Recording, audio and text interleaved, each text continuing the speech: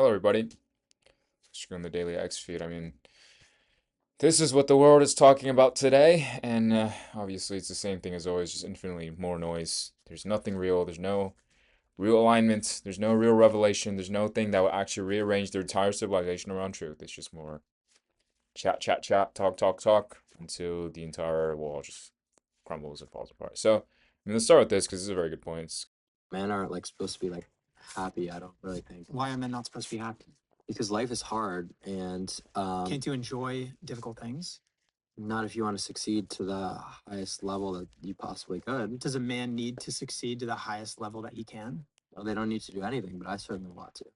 But if you want to, so you know where your happiness lies if you were to assess it, Mhm. what would you rate it out of 10? I think that it's a totally fine thing to measure. People, sure, you can go the philosophical route of like, why even, are we discussing happiness? What is happiness? But you could chalk it up to joy. You could talk it up to enjoyment of life. Where would you say you are on a scale of 1 to 10? I would say that pretty low. I don't sleep. I don't really do. I haven't like done anything outside of content for like months now. I don't even have time to go to the gym. So I would say that, like my overall well-being would certainly have taken a hit from like the content that I'm doing, but it's worth it. It's just like how it has to be. Okay, let's take everything Clav is saying because he's absolutely correct. When most modern men talk about happiness, they're really just admitting how just fragile they are. They just have no mass.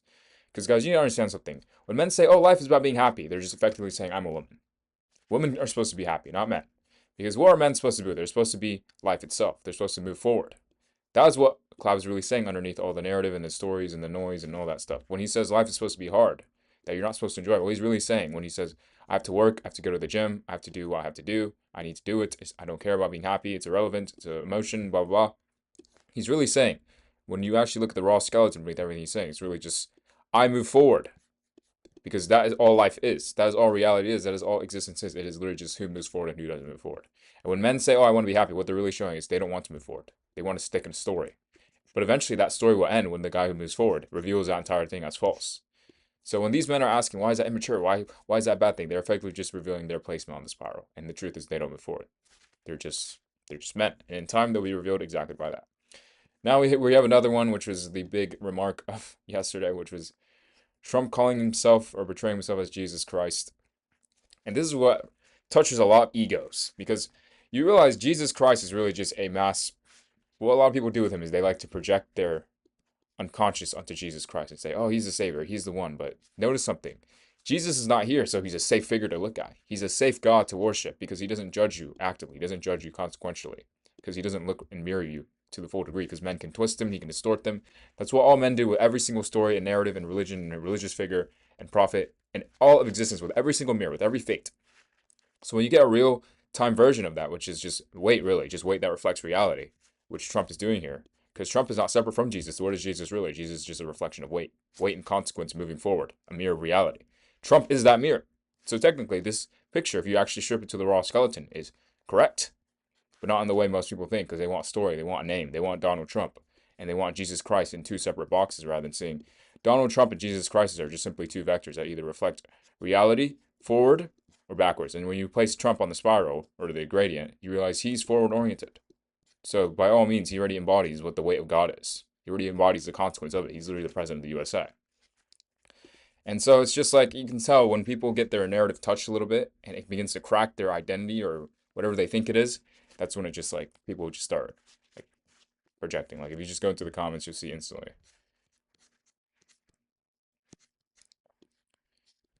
Or some people just saying all this stuff, but yeah, it's just like people don't look at structure, man. They don't look at geometry. They don't realize that Jesus and Trump are not separate beings. They're literally just two gradients, or rather, two reflections of the same reality, which is do they move forward or not? Do they move backwards or not? And you realize most people are just stuck in a story. They don't reflect Jesus, not like he does. They reflect the story and narrative and the very thing Jesus walked to reveal. So it's irony, to say the least. So, next we have some kind of sneako debate. Let's actually get into that right here. Or this particular Mormon or dispensationalist or Christian Zionist or Calvinist And everything that is really, really traditional, Islam, Orthodoxy, or Catholicism, becomes a kind of enemy. And now we see around President Trump precisely this fight against everything that still is traditional in United States. So that is the problem. I'm not absolutely malsane. It is not about mock at American people, but that is strategy. And I think we feel great contempt for American people because they became a kind of hostages of this historical, social, economical theology, of hostages of this especially and very, very heretic, I would say, eschatology. Right. That makes me understand your idea and how you can relate traditionalism to your theology, which you stated earlier. Well, so what's the solution? You also said that you think American tradition is rotten to the core.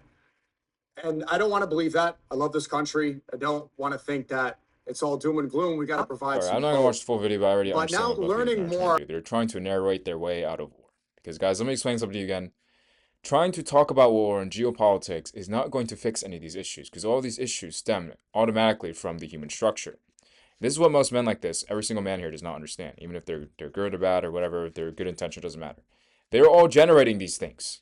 Not literally one for one, but their fragmentation as beings, their way of seeing the world and living in a narrative and a story, and my name is this, and oh, there's Trump, and there's Iran and the USA, rather than seeing it's one ocean, it's one reality. And that reality is made of structure, is made of probability. And what that probability and that structure reflects, does it reflect reality forward, or does it reflect backwards? Does it reflect a civilization that can see itself and see its structure and see that its own issues are its own? Or is it blaming everything on geopolitics and trying to fit everything into like little boxes and categories so it can stay safe? I don't know if you guys have ever watched Attack on Titan, but this is Wall Cinema all over again. Men sit from within the walls, and they can narrate the walls outside. So here, let's see. Oops. Men sit from within the walls. Okay, Wall Cinema, Wall Rose or Maria, the ones outside. These are the ones that are closest contact to actual reality. But the men in here, they can inflate. They can live in a story and a narrative because they think that Titans will never touch them. They think they are exempt from consequence. But the truth is, all of them are the issue. But these walls just break down faster, so they have to realize it sooner that the Titans are not outside there, they're coming for you. And by the time the walls reach these guys, you realize they have no way to prepare for it. Because they're too busy narrating, they're too busy talking, too busy story orbiting and circling, rather than to see what's actually there, and that the Titans are not separate from you. The Titans are this world, and they're going to touch you, which is, you are the issue. Humanity is the issue. Your ontology is the issue. The fact that you have to discuss war and do all this endless debating and talking rather than seeing the complete solutions, collapse AI, make it reflect reality, expose the rot and navigate through the rot, and begin to erase the entire possibility of war because your civilization's frequency is dense enough now that it doesn't just belong to a story. But guess what they do? They do this. Because this is all they can do. That's all they know within Wall Cinema. They only know how to narrate, talk. I even made an entire article about this. Wall Cinema men. That's literally what they are. Because you still have the philosophers, you still have the professors, but they don't realize philosophy and professor is just outdated now. You need fate. You need ontology, you need geometry, you need physics, you need being. It's just not going to cut it anymore. And you can literally just read this. Wall Cinema men always believe the same lie, that distance is safety, that polishes immunity, and then eventually the Titans walk in. Because, look, they hide behind their talk explanation because they believe the consequences apply. They believe if I can narrate this issue, it doesn't apply to me. That I'm not the problem here. So it's just like, I don't know, man. They'll all meet the same thing. So, and I mean, let's see what else is going on. I mean, we've got a bunch of cat videos. That's been blowing up lately. But somebody is a doctor. But you see what I mean? This is exactly what Jesus is. Weight, consequence, structure, the inability to not back down, or rather the ability to not back down, to say, I move forward regardless of what people say about me. I'm a mirror. I mirror this world. I show and reveal what other people are because I'm heavy. I move forward. That's what this is. So it's like, it's the same thing all over again. I mean, I think there was even a video where Sneeko was like going crazy about it. Let me see if I can find it. Oh, right here.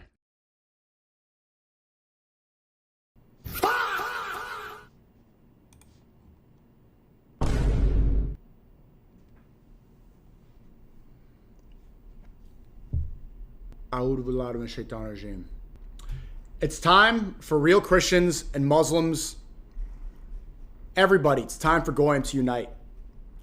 Do you get it now? Do you see Trump depicting himself as God? Is he putting his hands on Jeffrey Epstein? This looks like Epstein.